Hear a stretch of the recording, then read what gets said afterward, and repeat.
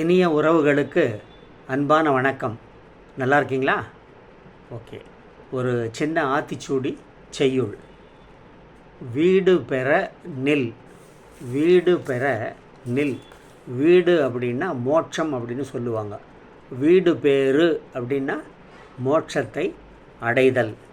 அதாவது மோட்சத்தை அடைவதற்காக என்னென்ன நல்ல வழிகள் உள்ளனவோ அதை எல்லா வழிகளையும் நீ பின்பற்றி மோட்சத்தை அடைவாயாக அப்படின்னு அவை பிராட்டியார் நமக்கெல்லாம் சொல்கிறாங்க. ஓகே. இப்போது மறைந்த முதலமைச்சர் பேரறிஞர் அண்ணாவை பற்றி ஒரு சில குறிப்புகளை நான் படித்தேன். அதை உங்களோடு பகிர்ந்து கொள்ளலாம் என்று இருக்கிறேன். நம்ம எல்லாருக்குமே தெரியும், அவர் ஒரு ஏழை நெசவாளர் குடும்பத்தில் காஞ்சிபுரத்தில் பிறந்தார். ஓகே. அவர் பட்டம் வாங்கினது பச்சையப்பன் கல்லூரி, சென்னை. WMA பட்டம் வாங்கியிருக்கார். ஓகே. அவர் 1967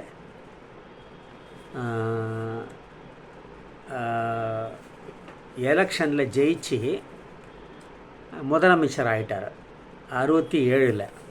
ஓகே. அவர் முதல்ல ஈவேரா பெரியாரினுடைய திராவிட கட்சியில் இருந்தார்.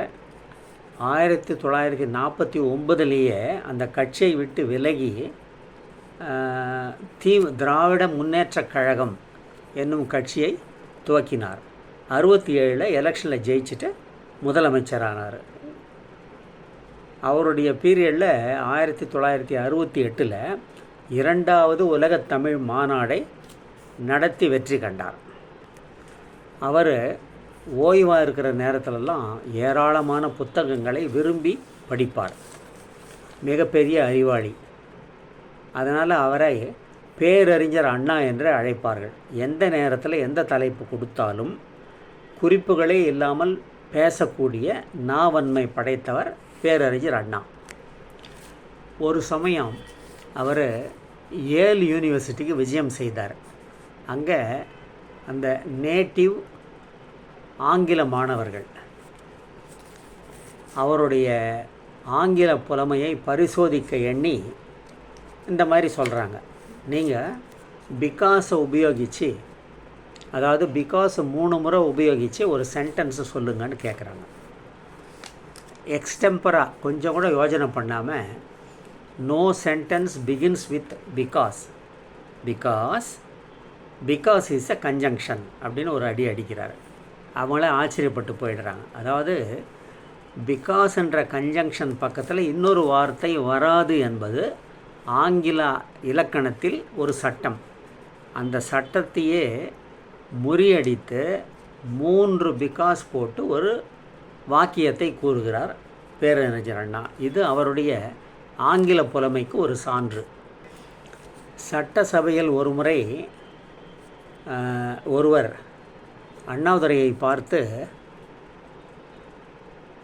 யுவர் டேஸ் ஆர் நம்பர்டு அப்படின்னு சொல்கிறாங்க. அதாவது உங்களுடைய நாட்கள் எண்ணப்படுகின்றன. அதுக்கு உட்பொருள் என்னன்னா, நீங்கள் கூடி சீக்கிரம் இந்த பதவியிலிருந்து போயிடுவீங்க அப்படின்றதும் ஒரு அர்த்தம். கூடிய சீக்கிரம் நீங்கள் இந்த உலகத்தை விட்டே போயிடுவீங்க அப்படின்னு ஒரு அர்த்தம். இன்ஸ்டண்ட்டாக அண்ணாதுரை அவர்கள் பதில் சொல்கிறாரு, but my steps R measured. ஆனால் என்னுடைய காலடி, ஒவ்வொரு காலடியையும் எண்ணுகிறார்கள், எண்ணப்படுகின்றன அப்படின்னு உடனே சொல்கிறார். நான் சாதாரணமாக காலடி எடுத்து வைக்கல, நான் நடந்துக்கிற ஒவ்வொரு ஸ்டெப்பும் மற்றவர்களால் எண்ணப்படுகின்றன, குறித்து வைத்து கொள்ளப்படுகின்றன அப்படின்னு இன்ஸ்டண்ட்டாக சொல்கிறார். ஒரு சமயம் நம்முடைய இந்தியாவினுடைய தேசிய மொழி என்ன அப்படின்றத பற்றி ஒரு சர்ச்சை நடந்து கொண்டிருந்தது. அப்போ இந்தி பேசுகின்ற ஒரு நபர் கூறுகின்றார், இந்தி தான் தேசிய மொழி. அண்ணாதுரை ஏன்னு கேட்குறாரு. அதுதான் பெரும்பாலான மக்களால், அதிகபட்ச மக்களால் பேசப்படுது அப்படின்னு சொல்லி அவர் சொல்கிறார். அப்போ அதிகப்படியான மக்களால் பேசப்பட்டால் அது தேசிய மொழி ஆகிடுமா அப்படின்னு அண்ணாதுரை கேட்குறாரு. இந்தியாவினுடைய தேசிய பறவை எது? மயில்.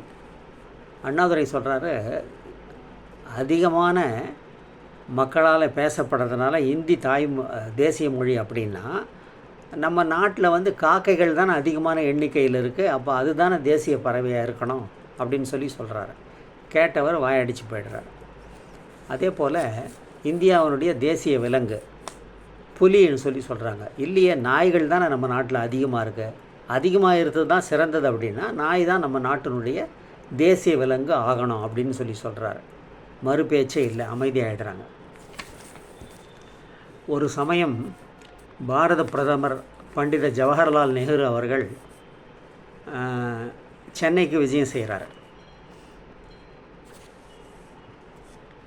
அவர் எப்போவுமே இரவில் படுப்பதற்கு முன்பாக சுமார் 1 மணி நேரம் ஏதாவது ஒரு புத்தகத்தை வாசித்து விட்டு அதன் பிறகுதான் படுக்க செல்வார்.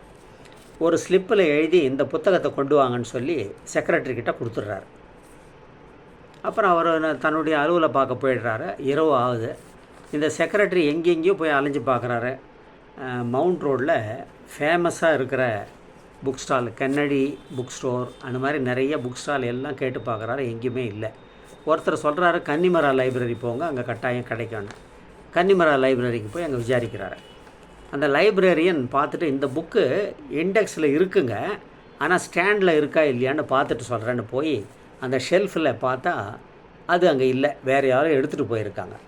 வந்துட்டு, சாரிங்க, வேறு யாரும் எடுத்துகிட்டு போயிருக்காங்க அப்படின்னு சொல்கிறாரு. இது நேருக்கு தேவைப்படுதுன்னு தெரிஞ்ச அப்புறம் ரொம்ப வருத்தமாக சொல்கிறாரு, வேறு யாரும் எடுத்துகிட்டு போயிருக்காங்க. இப்போ இந்த நபர் செக்ரட்டரி கேட்குறாரு, ஏங்க அந்த புக்கை யார் எடுத்துகிட்டு போயிருக்காங்கன்னு கொஞ்சம் நோட் புக்கில் பார்த்து சொல்ல முடியுமான்னு கேட்குறாரு. அந்த நோட் புக்கில் பார்த்தா அந்த நேமுக்கு எதிரில் சிஎன் அண்ணாதுரை அப்படின்னு ஒரு கையெழுத்து போட்டிருக்கு. அப்போது அண்ணாதுரை அவர்கள் எதிர்க்கட்சி தலைவராக இருந்தார். அவர் எப்படி ஜவஹர்லால் நேருக்கு புத்தகங்களை படிக்க மிகுந்த ஆர்வம் இருந்ததோ அதே அளவுக்கு திரு அண்ணாதுரை அவர்களுக்கும் புத்தகம் படிப்பதில் மிகுந்த நாட்டம், ஆர்வம் இருந்தது. பண்டித ஜவஹர்லால் நேரு வாசிக்க விரும்பிய ஒரு ஆங்கில புத்தகம், சமீபத்தில் வெளியான ஒரு உலக நடப்பை பற்றிய ஒரு ஆங்கில புத்தகம். அதே புத்தகத்தை தானும் படிக்க விரும்பி அதை வீட்டிற்கு எடுத்து சென்றிருக்கிறார் பேரறிஞர் அண்ணாதுரை அவர்கள். பார்த்திங்களா, எந்த அளவுக்கு படிப்பில் ஆர்வம் இருக்குது அப்படின்ட்டு பாருங்கள். அப்புறம் அவருக்கு உடல்நிலை சரியில்லாமல் அமெரிக்காவுக்கு ட்ரீட்மெண்ட்டுக்காக போகிறார். அங்கே ஹாஸ்பிட்டலில் பெட்டில் படுத்துன்னு இருக்கும்போது ஒரு புக்கு படிச்சுட்ருக்கார். குறிப்பிட்ட தேதி, ஆப்ரேஷனுக்காக குறிப்பிட்ட தேதி வருது. காலையில் சர்ஜன் கேட்குறாரு, mister Annadurai, are you ready for surgery? உடனே அண்ணாதுரை, டாக்டர், ஒரே ஒரு நாள் போஸ்ட்போன் பண்ணுறீங்களான்னு கேட்குறாரு. சர்ஜன் சிரிச்சுக்கிட்டே, என்ன mister Annadurai, are you afraid of surgery அப்படின்னு கேட்குறாரு. இல்லைங்க, நான் ஆப்ரேஷனை பற்றி பயப்படலை, பட் இந்த புத்தகம் பாதி புக்கு படிச்சுட்டேன், நான் ரொம்ப அருமையான புத்தகம், இன்னும் பாதி இருக்குது, நீங்கள் நேரம் கொடுத்தா இந்த முழு புத்தகத்தையும் வாசிச்சிருவேன், அந்த திருப்தியிலேயே நான் சர்ஜரிக்கு ரெடி ஆகிடுவேன்னு சொல்கிறாரு.